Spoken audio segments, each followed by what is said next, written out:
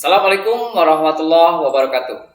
Sahabat Rumah Belajar, ketemu lagi dengan saya Ami, guru ekonomi SMA Negeri 1 Cikulur, Kabupaten Lebak, Provinsi Banten. Pada kesempatan ini saya akan membuat video pembelajaran sebagai salah satu tugas pembatik level 3. Sahabat Rumah Belajar, pada kesempatan ini saya akan membuat video materi tentang KD mendeskripsikan konsep ilmu ekonomi dengan indikator, menjelaskan macam-macam kebutuhan. Macam-macam kebutuhan menurut pengertian sebelum kita bahas bahwa ada pengertian kebutuhan dan keinginan. Apa itu kebutuhan?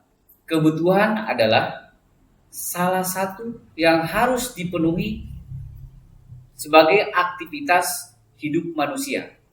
Kalau keinginan, suatu hal yang tidak seharusnya dimiliki.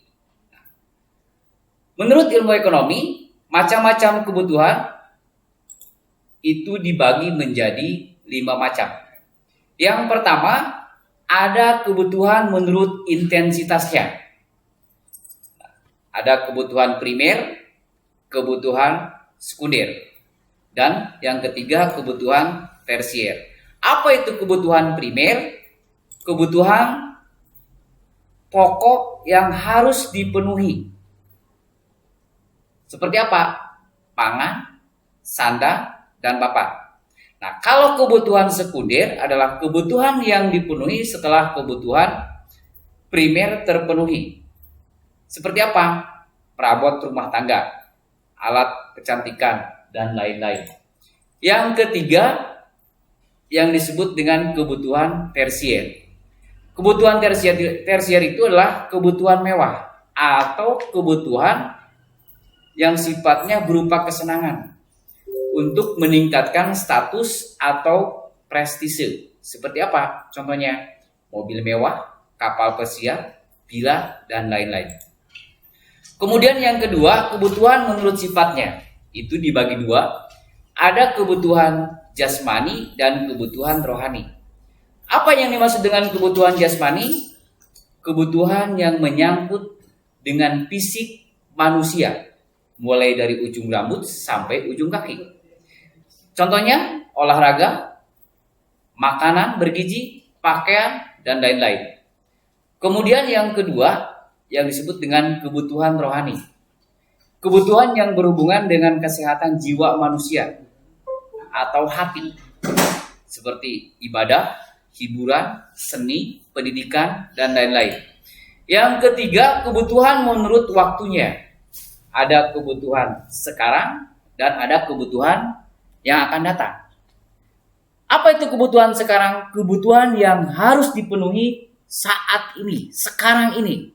Contoh, jika sakit perlu obat, maka harus saat ini kita memakan atau meminum obat. Yang kedua, kebutuhan masa yang akan datang. Kebutuhan yang pemenuhannya dilakukan di kemudian hari. Contohnya apa? Menabung, bertani, beternak, dan lain-lain. Yang keempat, kebutuhan menurut subjeknya. Itu dibagi menjadi 2. Ada kebutuhan individu atau perorangan. Ada yang kedua, ada kebutuhan kolektif atau kelompok.